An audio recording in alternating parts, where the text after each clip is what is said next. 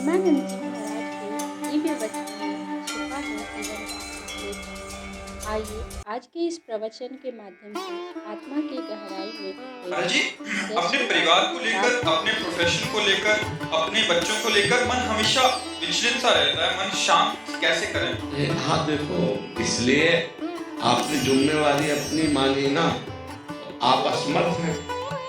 ना काल आपके अधीन है, न माया आपके अधीन है, कुछ अधीन तो है नहीं आपके। जब जो होना है वो हो जाएगा, इसलिए आप चिंतित रहते हैं। यदि ये चिंता भगवान को दे दें तो आप निश्चिंत हो जाएंगे। अगर अपने जीवन का भार भगवान को दिए होते और भगवान का निरंतर भजन करते होते तो आपको इस चिंता में नहीं झेलना पड़ता। भक्त निश्चिंत हो जाता है, निर्भय हो जाता है, निःशुक हो जाता है। जो प्रभु करेंगे वही होगा, मुझे चिंता क्या करनी है। अपने कर्तव्य का पालन करना है। आपके सामने जो काम है वो काम करना है। आपके सामने जो कर्तव्य है उस कर्तव्य का पालन करना है और फल पर भगवान पर भरोसा रखना है। अगर भगवान को बीच में नहीं लाओगे तो चिंता नहीं मिटा पाओगे, क्योंकि एक बड़ी चिंता आ रही, मृत्यु परिवार पर और आप पर भी, किसी की भी हो सकती है। अब उसका निवारण कैसे होगा? तो अगर आप निश्चिंत होना चाहते हैं तो भगवान की शरण होकर भगवान का नाम जप कीजिए, सत्संग सुनिए और ये विश्वास कीजिए भगवान मंगल भवन है, वो वही करते हैं जिससे सबका मंगल होता है और अपने अपने कर्मों का फल भोगना पड़ता है। इसलिए गलत कर्म ना अपने जीवन में होने पावे और अपने परिवार वालों को समझावे, बच्चों को समझावे कि कोई गलत कार्य ना हो। यदि धर्म विरुद्ध कार्य होगा तो उसका फल दुख आएगा। जब दुख आएगा तो फिर हमारी बुद्धि विचलित हो जाएगी, अशांत हो जाएगी। इसलिए भगवान का नाम जप करो। करते हो नाम जप? नाम जप करो, सत्संग सुनो और भगवान की शरण में रहो। जिनके द्वारा रचा हुआ है समस्त ब्रह्मांड है, वही हमें चिंता मुक्त कर सकते हैं, वही हमारे परिवार की रक्षा कर सकते हैं, वही हमारे जीवन में सुख विधान कर सकते हैं। दूसरा कोई उपाय नहीं। भगवान की शरण होने पर ही मनुष्य चिंता रहित हो सकता है, अन्यथा नहीं। विवेक जी, राधे राधे। स्वामी जी कहा जाता है कि अकाल मृत्यु वाले लोग को मुक्ति नहीं मिलती और आत्मा भटकती रहती है। महाराज जी, मेरा प्रश्न है कि अगर ऐसा है तो परिवार के लोग उस आत्मा की शांति और मुक्ति मिले उसको, उसके लिए हमें क्या करना चाहिए? श्रीमद् भागवत का सप्ताह पारायण, भगवान नाम कीर्तन, साधु समाज को भोज भंडारा और ये सारे पुण्य उस जीवात्मा को दे दिए जाएं तो जीवन मुक्तता की तरफ आगे बढ़ेगा। नहीं तो आत्महनन, आत्महत्या करने वाले को और जो महत् पाप करने वाले जन हैं इनकी अधोगति होती है, प्रेत योनि आदि को ये प्राप्त होते हैं। तो अगर इनके लिए धार्मिक कृत्य ना किए जाएं तो पता नहीं कितने कल्प इनको भटकना पड़ेगा। इसलिए परिवार वालों को चाहिए कि धर्म ग्रंथों का पाठ रखवावे, धर्म ग्रंथों का गायन करवावे, साधु समाज की सेवा करे, भगवान नाम जप करके उस जीवात्मा को दे तो उसके फल के रूप में वो फिर अपने पाप से मुक्त होकर के आगामी योनियों को प्राप्त हो जाएगा। ये करना चाहिए। श्रीमद् भागवत का पाठ कराना चाहिए। श्रीमद् भागवत में महात्मा में आता है कि एक धुंधकारी नाम का आदमी जो था वो बड़ा पापी था, कई वैश्याओं से संसर्ग करता था, हिंसा करता था, चोरी करता था।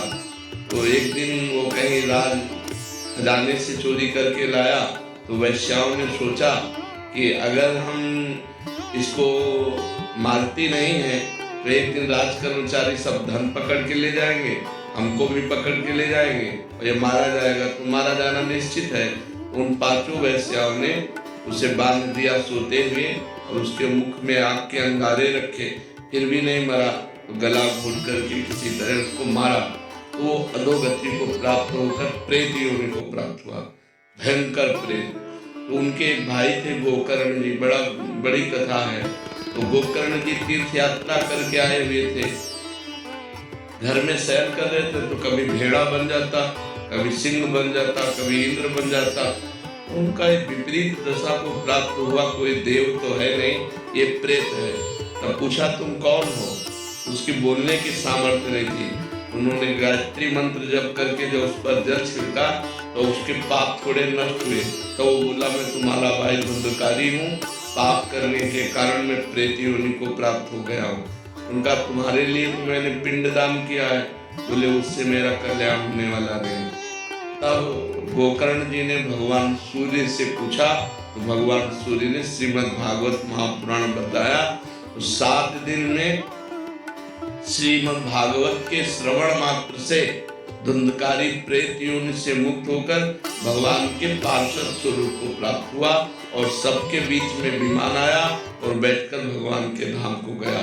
तो जो अधोगति को प्राप्त जीव हैं उनके कल्याण के लिए श्रीमद् भागवत, भगवान नाम कीर्तन, साधु सेवा, नाम जप ये करके उसको प्रदान किया जाए तो उसका कल्याण निश्चित हो जाएगा, निश्चित। श्री हरिवंश महाराज जी, आपके चरणों में कोटि महाराज जी, सत्संग में एक बार सुना था कि जो दीन है वही अनन्य है, जो अनन्य है वही दीन है। महाराज जी, दीन का तात्पर्य होता है अहंकार रहित पुरुष। दीन कोई गरीबी को नहीं कहते। जो ये दैन्य शब्द है अहंकार रहित।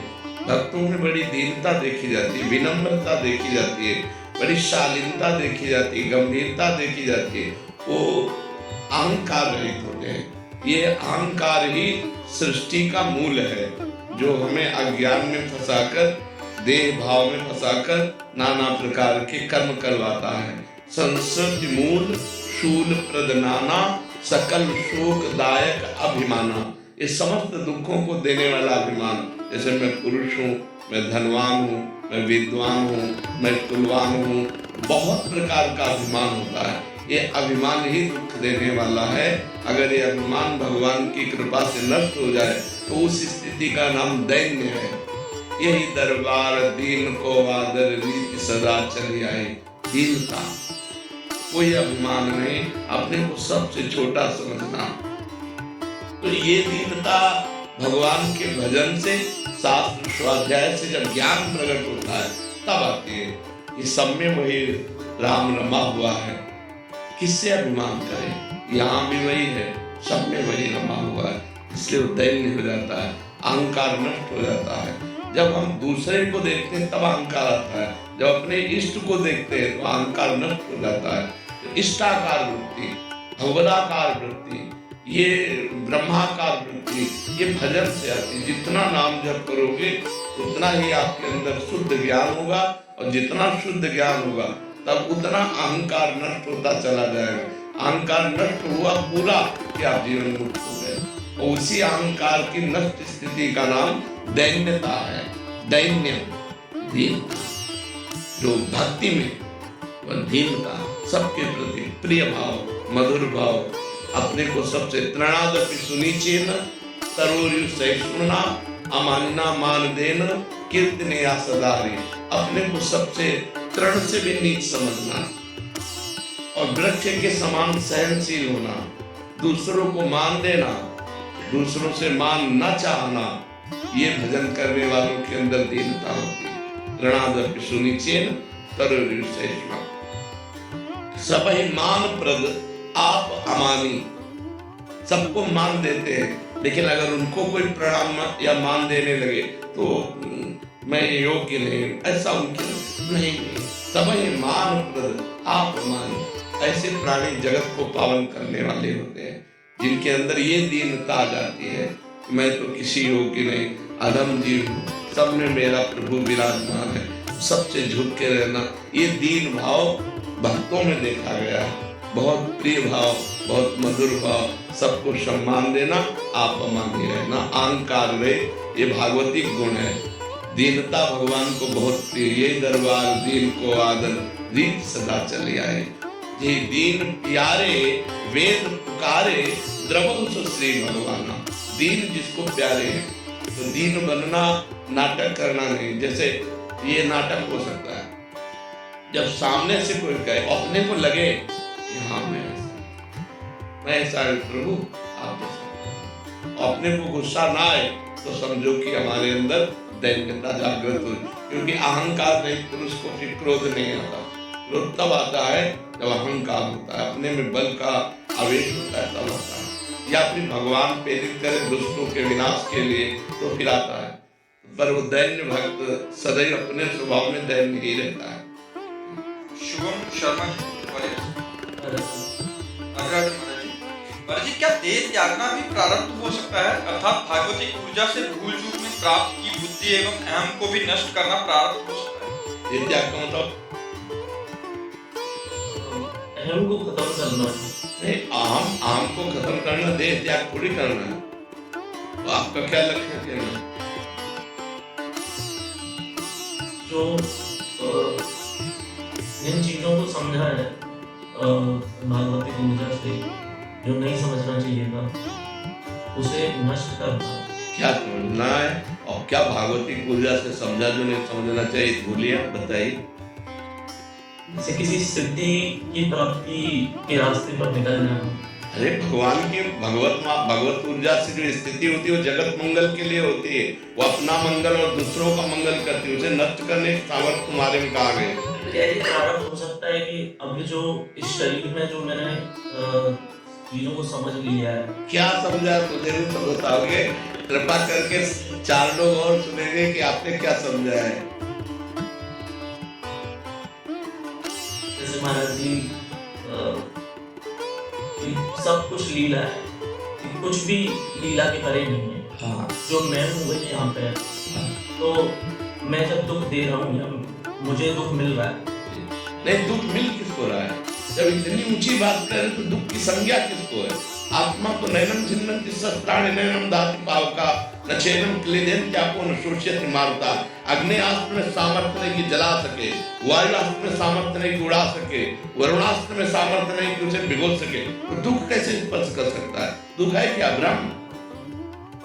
किसको? किसी को दुख नहीं। दुख ब्रह्मात्मक पुरुष को होता है। जब ये ज्ञान हो गया कि जो मैं हूँ वही तुम हो, वही सारा जगत है, तो फिर दुख कहाँ है? विचार करके देखो, कहाँ दुख है? आप कहते हो मैं उस विचार को नष्ट कर दूं, किसको? कौन सी स्थिति है? लेकिन उसके रास्ते में जैसे आप बताते हैं जब भगवतिक भगवत प्राप्ति के रास्ते पर जब चलती है तो संसार के जब ये अनुभव, अभी तुम बच्चा हो, जब ये अनुभव हो जाएगा कि जो मैं हूँ वही तुम हो, वही सारा जगत है, जड़ चैतन्य सब कुछ भगवत स्वरूप है, अब रास्ता कहाँ रह गया? वो तो पहुंचा हुआ पुरुष है।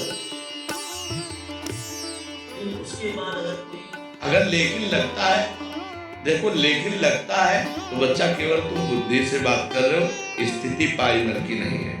स्थिति के अंतर्गत जब बात आती है तब ये नहीं होता है। अभी उस स्थिति को प्राप्त करने की चेष्टा की जाए तो भी बात की जाए।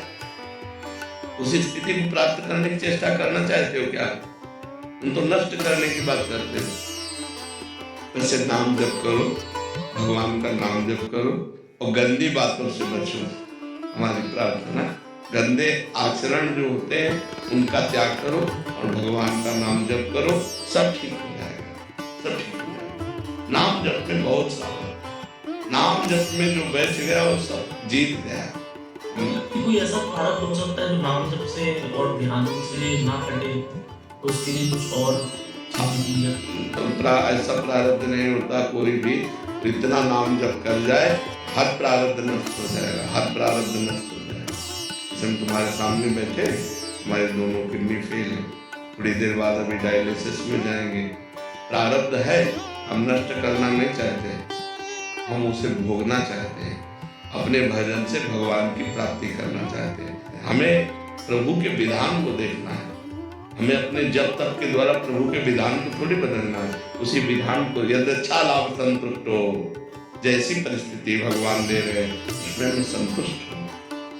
काहू सुख कछु न चाहूंगा, न भगवान से न किसी जीव से।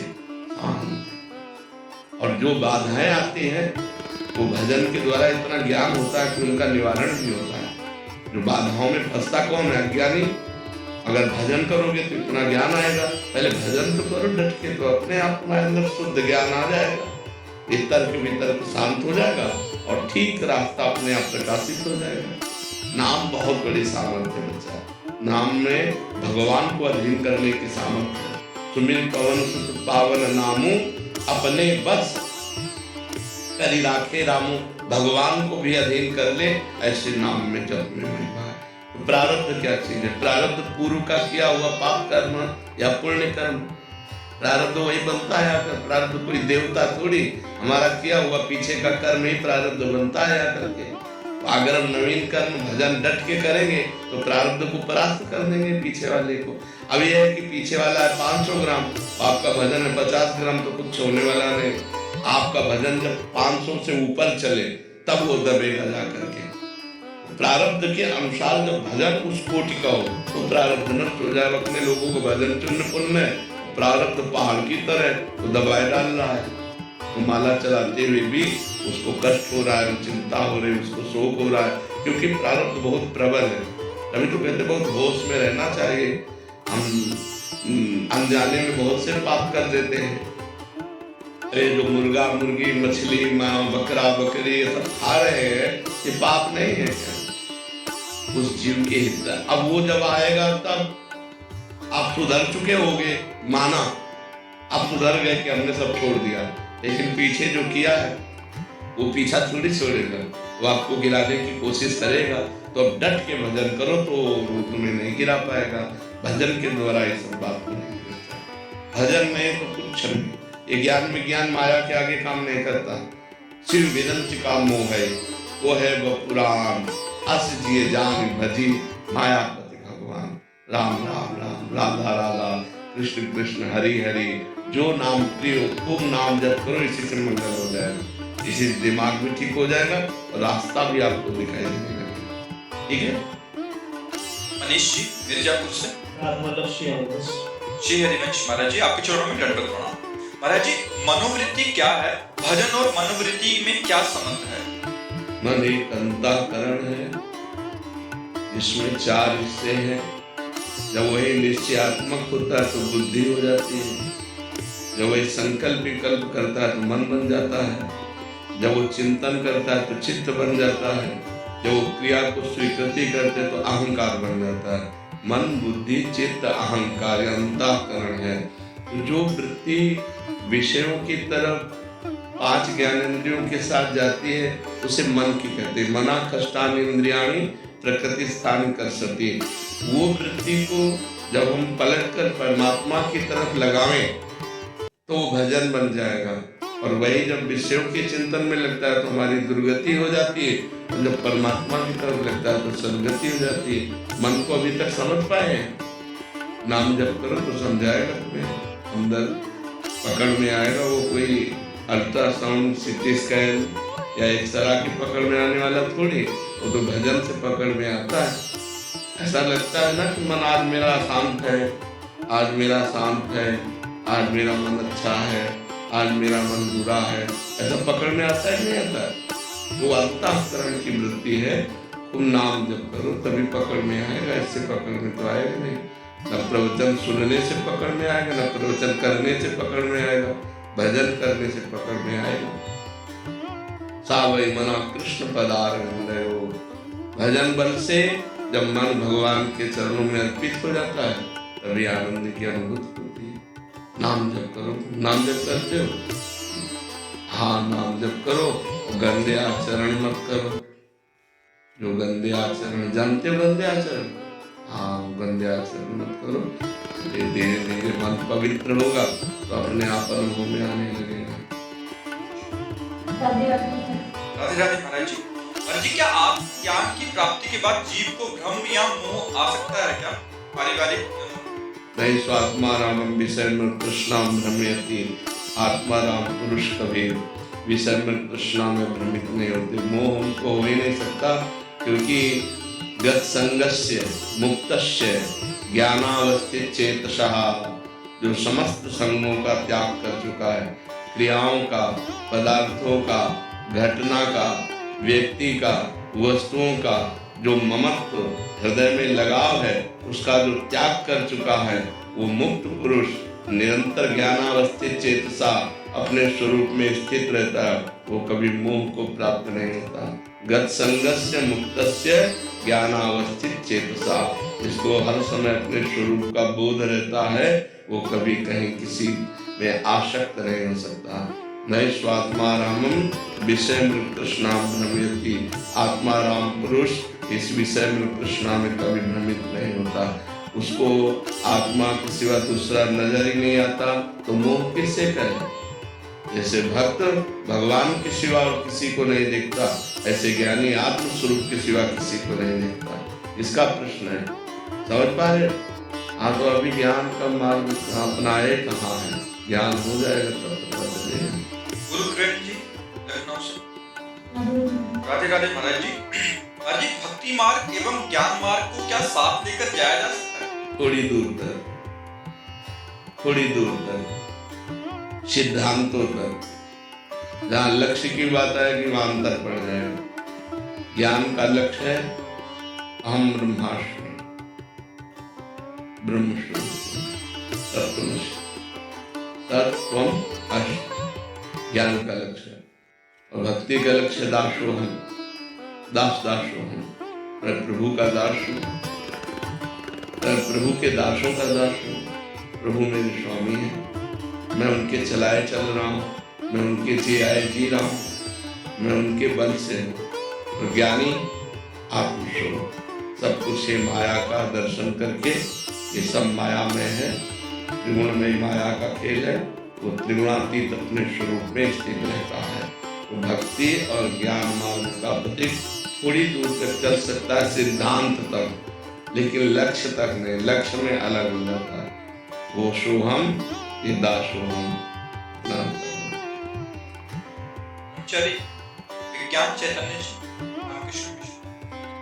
महाराज जी, जब भगवान के दर्शन होते हैं तब इन्हीं आंखों से होते हैं या भगवत कृपा करके दिव्य दृष्टि कहते हैं, जैसे कृष्ण जी ने अर्जुन जी को दिया? ज्ञान का आत्म स्वरूप का साक्षात्कार करने के लिए जैसे बुद्धि में नेत्र होते हैं, ऐसे भगवत साक्षात्कार करने के लिए मानुष नेत्र होते हैं।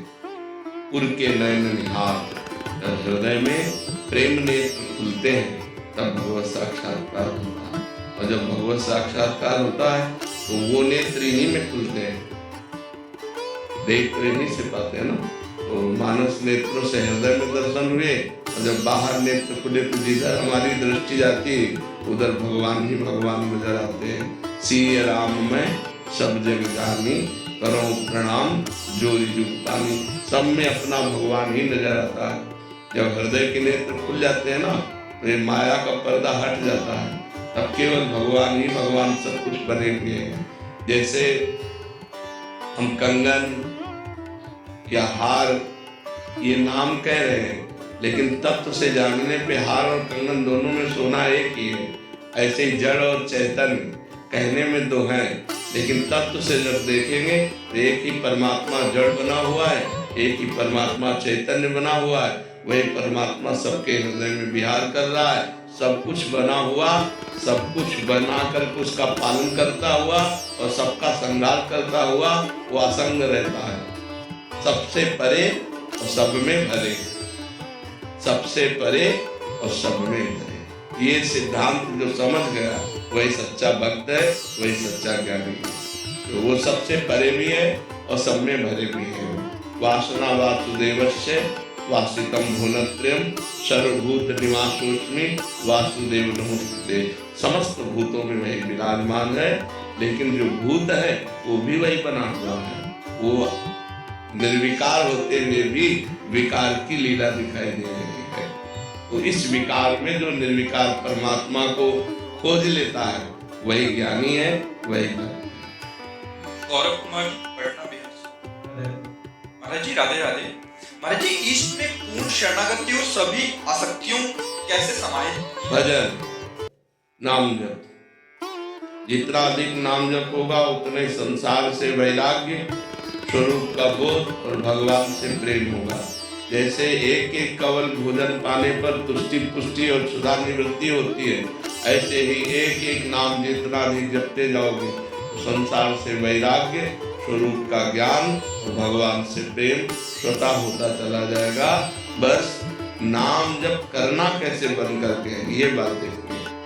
अब मनमानी गंदे आचरण भी करते रहो, माला भी घुमाते रहो, तो इंद्रियों पर विजय प्राप्त करके शांत गंभीर जैसी भी परिस्थिति है उसमें राजी, मान सम्मान निंदा स्तुति इसमें समान भाव, और अंदर की चेतना से किसी से भी द्वेष नहीं, किसी से भी हमारा नफरत नहीं, घृणा नहीं, और खूब नाम जप करो, अभी स्थिति आ जाएगी। महाराज जी, गुरु निष्ठा और आज्ञा पालन का सामर्थ्य कैसे प्राप्त होता है? भगवान की कृपा से, भगवान से प्रार्थना करो कि हमें गुरु चरणों में निष्ठा दे, और वो हमें वो सामर्थ्य दे, वो बल दे, जिससे हम गुरु आज्ञा का पालन कर सके। भगवान की प्रार्थना की जाए, भगवान से विनय की जाए, तो भगवत बल के द्वारा गुरु आज्ञा का पालन होता है। भगवत बल के द्वारा गुरु निष्ठा होती है। निष्ठा वो होती है, काट दिया जाए फिर भी अपनी निष्ठा को न छोड़े। बड़े बड़े महापुरुषों के जीवन में निष्ठा की जब बात आई है, देखो कितना कष्ट दिया गया है।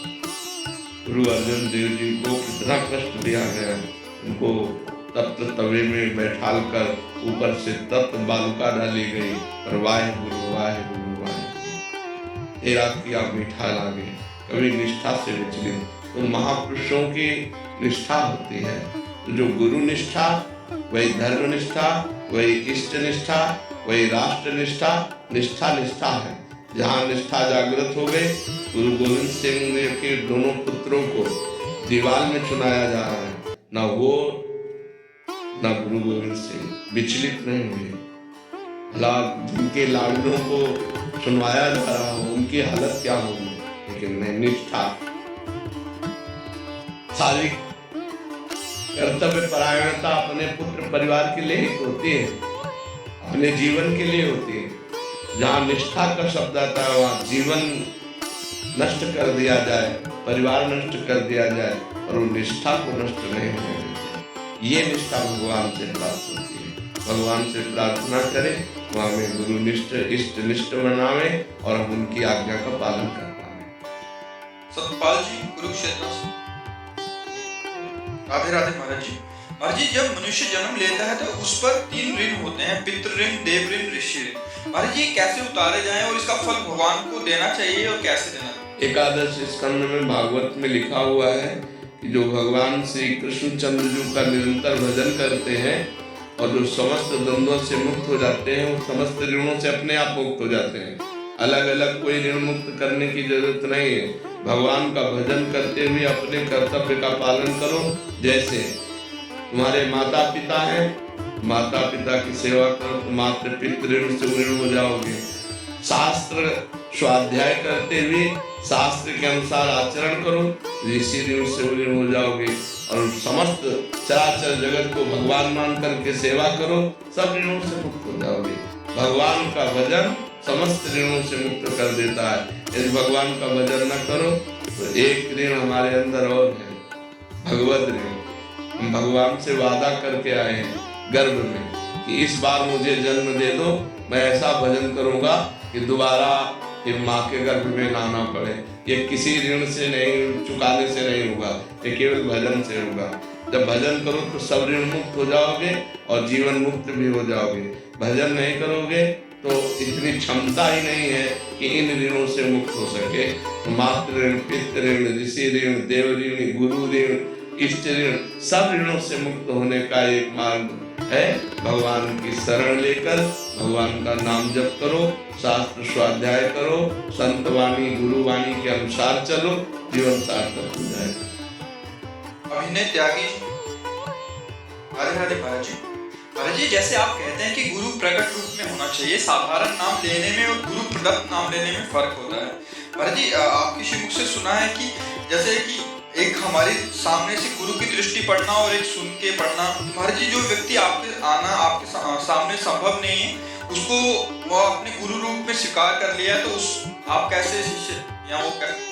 आज्ञा पालन करना ही गुरु को स्वीकार करना है। जो सत्संग सुना जा रहा है, यदि उसका हम आचरण करें तो हमारे अंदर गुरु भक्ति सुदृढ़ हो जाएगी।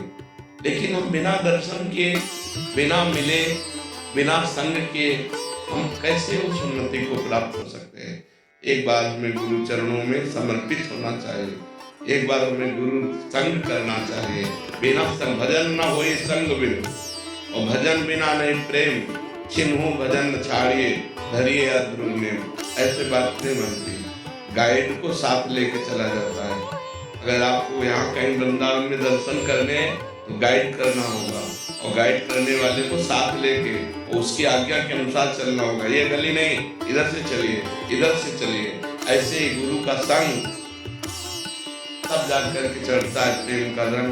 अब केवल मान लिया आपने और गुरु की नहीं मानी, तो गुरु के मानने से बात नहीं चलेगी, गुरु की मानने से चलेगी।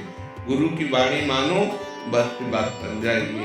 गुरु का दर्शन, गुरु का संग और गुरु की आज्ञा का पालन, यही भगवत प्राप्ति कराते हैं। बिना प्रकट गुरु की कैसे बात बन सकती है?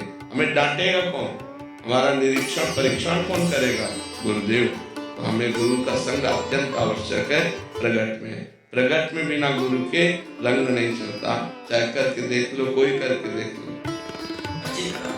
जैसे आपके हजारों शिष्य हैं महाराज जी, तो प्रकट में महाराज जी हर एक को आपका संग तो हाँ, तो प्रगट में दर्शन करना। महीना हम कहते हैं महीने 2 महीने 4 महीने में आओ, इसके बाद मोबाइल से सत्संग सुनते रहो, आज्ञा का पालन करो, कनेक्शन बनाए रखो। अगर कनेक्शन बनाए रखे तो केवल मानने मात्र से थोड़ी बात हो जाए। जलन होती है महाराज जी, वो भी डांट ही होती है। और क्या, गुरुदेव का अगर आप पूर्ण रूप से अनुशासन स्वीकार करेंगे तो थोड़ी भी गलती आपके हृदय को जलाएगी, आपका सुधार करेगी, आपको गलतियों से बचा करके सतमार्ग में चलाएगी। तो गुरु का सानिध्य तो अत्यंत आवश्यक है। गुरु के दरबार में जाना, मत्था टेकना, उनके चरणों में बैठना, उनकी चरण रज लगाना, इसी से तो हमें सामर्थ्य आएगी उनकी आज्ञा का पालन करने की। अगर हम उनका संग न करें तो मनमानी आचरणों, हवा इतनी गंदी चल रही माया की कि आप देखो, इधर से निकलो, बाहर देखो उसका क्या रंग चढ़ता है। अब यहाँ आके बैठे तो यहाँ का क्या रंग चढ़ता है आप देखो। यहाँ कैसा आपको अनुभव हो रहा है और बाहर कैसा अनुभव हो रहा है। तो मोबाइल भी चार्ज करना पड़ता है, नहीं चार्ज करना पड़ता है। तो ऐसे महीना 2 महीना में अपने को चार्ज करते रहो, किसका प्रश्न है।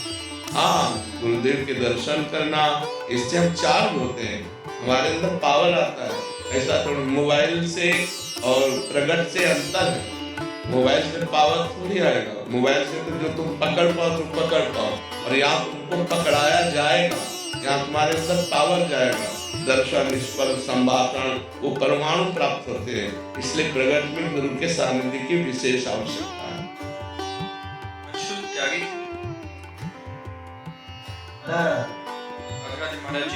महाराज जी, मेरा सवाल है कि कई बार इंसान की जिंदगी में अचानक बहुत सारी जिम्मेदारियां आ जाती हैं, जिसके चलते सब भूलकर बस पैसा कमाना, परिवार चलाने में लग जाता है। ऐसे में अब उस व्यक्ति को कैसे भगवत प्राप्ति होगी और कैसे वो उस मार्ग पे आगे बढ़ सकता है?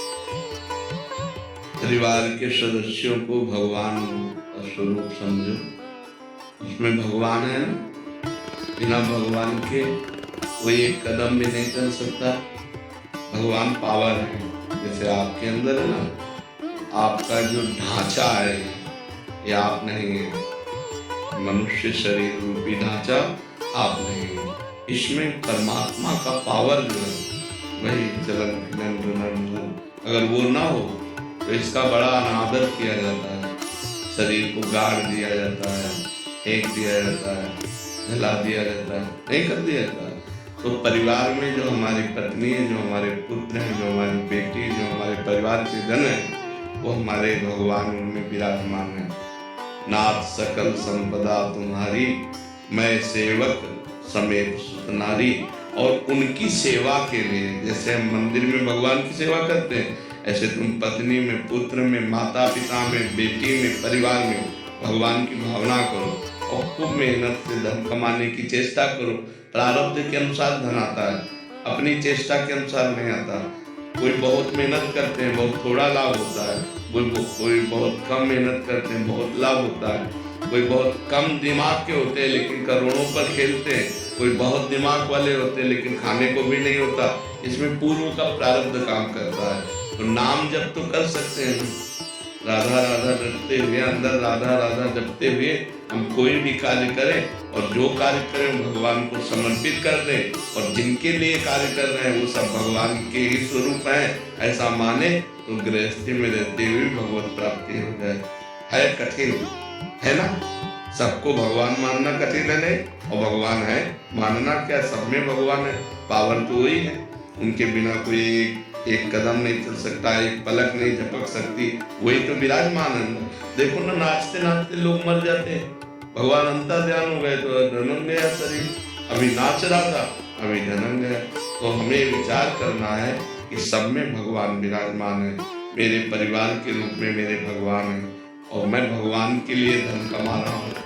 और जो धन कमा रहे हैं उस समय क्रिया करते समय राधा राधा बीच में स्मरण करते जाओ, तो अपने कर्म को करते हुए जो नाम स्मरण करता है और कर्म को भगवान को समर्पित कर देता है, वो भगवान को ही प्राप्त होता है। इतना तो करना पड़ेगा और बुराई छोड़नी पड़ेगी। राई माता बहनों की तरफ गंदी दृष्टि, शराब पीना, मांस खाना, जुआ खेलना, हिंसा करना, बेविचार, ये सब छोड़ना होगा। तब भाई भगवत प्राप्ति करने के लिए तो ये छोड़ना होगा ना। गंदी बातों को छोड़ दो, भगवान का नाम जपते हुए कर्म करो और परिवार में श्री भगवान को देखो, मुक्त हो जाओ। बेटिया महाराज 2 साल की, उसको राधा आपको दिखा दिखा के राधा जप करती है। हाँ, तो हमारी बात समझ में आ गई ना। रमन पोपली जी, ग्वालियर से। राधे राधे राधे महाराज जी। महाराज जी, क्या भजन सुनना और गुनगुनाना भी नाम जप के अंतर्गत आता है? हाँ, आएगा आएगा। और फल बराबर मिलेगा? हाँ, अगर वो भगवान नाम से युक्त भजन, भगवान नाम से युक्त, अब इधर उधर की बातें तो नहीं है, जिसमें भगवान की महिमा है और भगवान के नाम जप है। अगर वो गुनगुना रहे तो भगवान नाम कीर्तन ही माना जाएगा। कीर्तन और जप का एक ही फल होता है। गाड़ी चलाते में या बैठ में काम करते हैं उसको हम सुनते रहते हैं, गुनगुनाते। बिल्कुल, हाँ बिल्कुल ठीक ही है। महाराज जी कह रहे हैं कि पेशे से एक पत्रकार हैं। महाराज जी, जिन खबरों में इनको काम मिलता है उनमें भ्रष्टाचार, चोरी जैसे कई चीजों को उजागर करना पड़ता है। इन बातों को तथ्यों के साथ उजागर करता हूँ। कई बार कार्रवाई हो जाती है लोगों पे जिनके खिलाफ किया होता है, वो सस्पेंड हो जाते हैं, जेल हो जाते हैं। जब कार्रवाई होती है तो लोग मेरे को कोसते हैं, गाली देते हैं। ऐसे में मेरे जीवन और परिवार में कोई अंतर नहीं आने वाला। काम करता रहूँ। हाँ, काम करते रहना चाहिए और बिल्कुल कठोर रहना चाहिए। हाँ, ये जरूर है कि अपनी किसी वासनावश किसी को नीचा दिखाना वो आपके लिए हानिकारक हो जाएगा। अगर वो नीचा आचरण करता है, आप उसको प्रकाशित करके उसको दंड दिलाते हैं, तो इसमें आपको कोई परेशानी नहीं। लेकिन आप किसी लोभवश या ईर्ष्यावश किसी को नीचा दिखा दें तो फिर वो आपका अपराध बन जाएगा। महाराज जी, कहीं मुझे लगता है कि लोग गलत कर रहे हैं, कुछ लोगों गरीबों को लूटा, उसका मन खुलासा किया तो उन लोगों को जेल तक हुई है। हाँ, बिल्कुल ठीक है, बिल्कुल ठीक है, होना चाहिए, बिल्कुल ठीक। उसमें तुम्हें कोई अपराध नहीं लगेगा, उसमें कोई अपराध नहीं लगेगा। जो नीच प्रवृत्ति के नीच आचरण कर रहे हैं उनको उजागर करना तो आपका कर्तव्य, अपने अपने कर्तव्य पालन में डटा रहे, इसमें कोई बात नहीं, इसमें कोई दोष नहीं है। मान लो वो ऐसा कार्य कर रहा है जो समाज के लिए बड़ा हानिकारक है, दूसरे के लिए दुखद है, आप उसे उजागर करते हैं, उसे राष्ट्रीय कानून के अनुसार दंड दिया जाता है, उसमें आपको कोई दोष नहीं लगेगा। आपको कोई दोष, आप अपने कर्तव्य का पत्रकार होने का जो है कार्य निर्वाह कर रहे हैं उसमें कोई, लेकिन घूस लेकर, पैसा लेकर या किसी भय, प्रलोभन, ईर्ष्या आदि के बाद ये न करें। हाँ, मतलब झूठ खबर न छापे, सत्य बात जो आपने कहा तथ्य के सहित उजागर करके फिर उससे दंड मिलता है तो आपको कोई अपराध नहीं। वासुदेव शर्मा, गाजियाबाद। राधे राधे राधे महाराज जी। महाराज जी, राधा रानी की कृपा से सब अच्छा चल रहा है। घर में बच्चा खाना जूठा छोड़ देता है तो मेरी धर्मपत्नी उस भोजन को बाहर रख देती है ताकि अन्य पशु जीव जंतु से खा लें। क्या ये करना गलत है या नहीं? कोई गलत नहीं, नहीं, वो अधिकारी है, वो जीव इस बात के अधिकारी है। जिससे जो अपने से बच के बाहर किया तो जिससे श्वान आदि है, कुत्ता आदि है, जो और पशु आदि है, तो उसमें कोई बात नहीं। फेंकने से, गाड़ने से अच्छा है किसी जीव के पेट में चला जाएगा तो ठीक है। कभी कभी अपराध का लगता है कि बच्चे झूठा छोड़ रहे हैं कि हम किसी वैसे वो तो बच्चे हैं, पर चाहिए ये कि अपनी थाली में उतना ही परोसे जितना आप पा सको, उतना अधिक अपने को अंजार होती है ना, इतना पा लेंगे। अगर बाई चांस कभी बच जाता है पशु पक्षी पाल लेता है तो उसमें कोई दोष की बात नहीं है, उसमें कोई अपराध। बच्चे हैं, छोटे हैं, वो डेली छोड़ते हैं। हाँ, वो उसमें कोई अपराध की भावना नहीं, पर बहुत अच्छा है अपना जूठा किसी को ना खिलावे, अपने को लगता है ज़्यादा है तो पहले निकाल कर रख दे, फिर पशु पक्षियों को दे दे। लेकिन अगर ऐसा हो जाता है, बच जाता है और आप बाहर रख देते हो, कोई पशु अपनी भूख मिटा लेता है, उसमें कोई अपराध की बात नहीं, कोई अपराध नहीं। संजीव शर्मा जी, दिल्ली से। क्यों नहीं? राधे राधे महाराज जी। भारतीय शरीर दिल्ली तिहाड़ जेल में कार्यरत है। वहाँ पर एक नेगेटिव ऊर्जा सी रहती है जिसके चलते शरीर का चिंतन नेगेटिव हो जाता है। आप कहते हैं सभी में भगवान देखो। महाराज जी, वहाँ सारे गुनाह करके आए होते हैं, ऐसे जने होते हैं, उनमें मतलब थोड़ा सा मुश्किल होता है अपने कार्य। कभी फिल्म देखिए, उसमें रोल करने वाले भी होते हैं नेगेटिव और पॉजिटिव, आपको कोई परेशानी होती है? आप पैसा दे करके फिल्म देखने जाते हैं, उसमें नकारात्मक और सकारात्मक दो रोल होते हैं, तभी मजा आता है। नहीं, अगर केवल सकारात्मक हो तो मजा नहीं आएगा, अगर केवल नकारात्मक हो, नेगेटिव हो तो मजा नहीं आएगा। हीरो भी होना चाहिए और खलनायक भी होना चाहिए। नहीं, लेकिन खलनायक जो बनता है वो खलनायक होता नहीं है, वो केवल अभिनय करता है। ऐसे ही अच्छाई और बुराई ये मायाकृत है, लेकिन दोनों को करने वाला पावर वो भगवान है। उनमें पावर को देखो, उनकी अच्छाई बुराई को मत देखो। अच्छाई बुराई को देखोगे तो भगवान नहीं देख पाओगे, और भगवान को देखोगे तो अच्छाई बुराई नहीं दिखाई देगी। पर वो कभी उनको ना कंट्रोल करने में अपने मन से गलत या मुझसे गलत नहीं, आप समझो, अब ये आपकी सेवा, जैसे ये विचार करना है, जैसे मानो आपकी सेवा है और आपको कंट्रोल करने के लिए 10-20 डंडे लगाने पड़ रहे हैं, तो आपको ये कहना कि भगवान आप रोल कर रहे हो ऐसा, तो हमको भी तो स्वांग मिला है, रोल है अपना।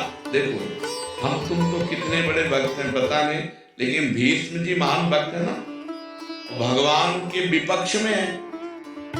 अर्जुन श्री कृष्ण पांडवों का पक्ष, और भीष्म जी दुर्योधन के पक्ष में है। बाण तान तान के मार रहे भगवान। जब रोल मिला है योद्धा का और विपक्ष में आप हो, तो तान तान के भगवान के भी बाण मार रहे, महान भक्त है।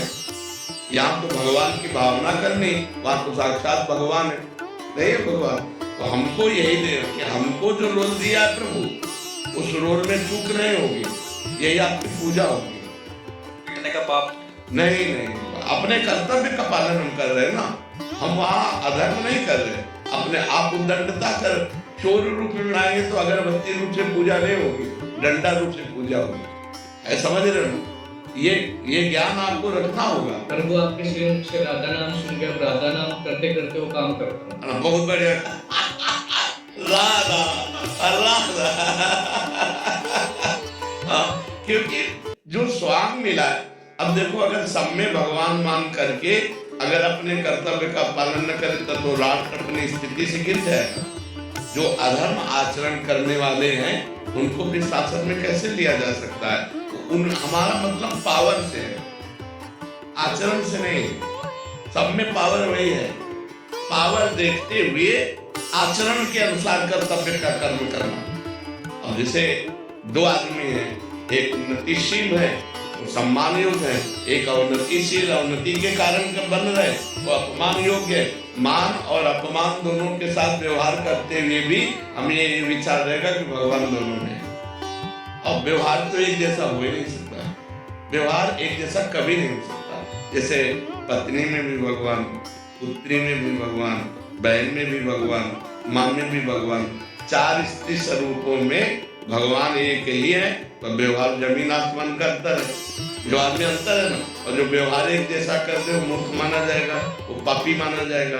व्यवहार एक जैसा हो ही नहीं सकता।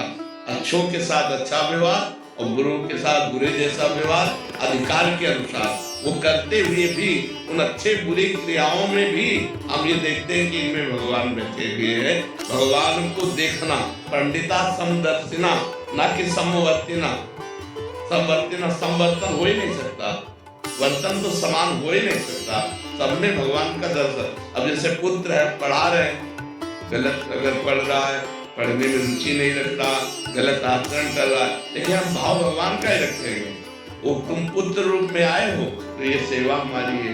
मान लो टीचर है, अपने विद्यार्थी को पढ़ा रहा है, वो अनुकूल नहीं पढ़ रहा तो वो दंड देगा, वो उसे डांटेगा, फटकारेगा, पर भाव उसमें भगवत भाव ही रखना है। ये कला है, अगर ये कला सीख गए तो मुक्त हो गए। हमें आचरणों पर देख करके ये नहीं व्यवहार में लाना। सद्गुशी वाचक ठीक होता है क्योंकि प्रभु जैन उल्टा बादल नहीं, हम जो आपको बात कहते हैं ना, तो हाँ उसमें बिल्कुल संशय मत कीजिए। हम शास्त्र सम्मत बात कहते हैं, आपको इसमें डरना है, नहीं तो फिर आपकी हानि हो जाएगी। कि आप अपने कर्तव्य से च्युत हो जाएंगे ना, तो आप अपने कर्तव्य का पालन कीजिए, सब में भगवत भाव करते हैं। गुरविंदर सिंह जी, वाहिगुरु वाहिगुरु जी, राधे राधे। महाराज जी, वाहिगुरु नाम से प्रेम कैसे हो? क्योंकि अभी सब कुछ पता है, बट धन और जो पदार्थों के लिए ही जब किया जाता है ऐसा मनुष्य जीवन। अगर हमारे अंदर यदृच्छा लाभ संतुष्टो द्वंद्वातीतो, अगर हम द्वंद्व से अतीत होना चाहते हैं, पहले यदृच्छा लाभ संतुष्टो, जैसे वाहिगुरु रख रहे हैं हम उतने में संतुष्ट रहे, हमारे चाहने से नहीं होगा। हम चाह जो करेंगे वो अपने लिए पतन का रास्ता खोलेंगे। वाहिगुरु जो व्यवस्था करेंगे तो हमारे लिए बड़े सुख की व्यवस्था होगी। तो हम चाह करें क्यों? अन मांगे आगे आवे वो जो पल लागे पल को, जैसे पल बिना प्रयास के लगती है, ऐसे वाहिगुरु के आश्रित की सारी व्यवस्था वाहिगुरु करते हैं। हम चाह क्यों करें? हमारे पास जो कुछ है वो सब वाहिगुरु का है। जो कुछ करेंगे वो वाहिगुरु करेंगे। वाहिगुरु के सिवा मेरा कोई अस्तित्व नहीं। अभी नाम में प्रीति होने लगी। हम नाम तो जपते हैं, लेकिन वाहिगुरु पर पूर्ण समर्पित नहीं है। पूर्ण समर्पित ना होने के कारण हमारे नाम में त्रुटि हो जाती है, नाम छूट जाता है। नाम से बढ़कर अभी कुछ है दिमाग में, तभी वाहिगुरु छूट जाते हैं। जैसे हम राम राम जप रहे हैं या वाहिगुरु जप रहे हैं, अच्छा भोजन आया, नाम छूट गया, वो भोजन श्रेष्ठ हुआ या वाहिगुरु बड़े हुए? रुपए की चाह है, रुपया कमाने में इतना व्यस्त हो गए कि रुपया मिला माना, रुपया मिला, पर रुपया मिला वाहिगुरु का चिंतन छूट गया। जब हम वाहिगुरु को सबसे बड़ा माने, संपूर्ण जीवन वाहिगुरु को समर्पित कर दें, भूखे रखें तो वाहिगुरु वाहिगुरु। देखो अपनी गर्दन तक समर्पित कर दी महापुरुषों ने वाहिगुरु के लिए। हम वाहिगुरु जैसी परिस्थिति में रखे वैसी परिस्थिति में रहे, और जबान से हर समय होठ भले बंद रहे, वाहिगुरु वाहिगुरु वाहिगुरु वाहिगुरु वाहिगुरु। हम क्यों धन का चिंतन करें? अगर परिवार वाले को मरना है तो आप बचा नहीं सकते, नहीं मरना तो विश्व में कोई पैदा नहीं हुआ कि मार सके। वाहिगुरु को परिवार समर्पित, वाहिगुरु को जीवन समर्पित। अब वाहिगुरु जो व्यवस्था करे उसी में राजी है। नहीं तो हमारा एक ही काम है, वाहिगुरु का चिंतन करना, और वाहिगुरु का कार्य है तुम्हारी सारी व्यवस्था करना। ये विश्वास करो, उनकी व्यवस्था से होगा। हमारे करने धरने से इतना नहीं होगा जितना उनकी व्यवस्था से होगा। तो जैसे भगवान श्री कृष्ण जी ने गीता में कहा, अनन्यस चिंतयन्तो माम ये जनाः परिपासते तेषां नित्याभियुक्तानां योगक्षेमं वहाम्यहम्। केवल तुम अनन्य चिंतन मेरा करो, मैं तुम्हारे योगक्षेम का वहन करूंगा। तो वही श्री कृष्ण वही वाहिगुरु है। क्या कह रहे हैं? तुम मेरा केवल चिंतन करो, मैं तुम्हारे योग माने जो प्राप्त है और अप्राप्त वस्तु को प्राप्त कराना। जितना प्राप्त है उससे ज्यादा आपको प्राप्त कराना। अप्राप्त वस्तु को प्राप्त कराने का नाम योग है, और क्षेम प्राप्त वस्तु की रक्षा करने का नाम क्षेम।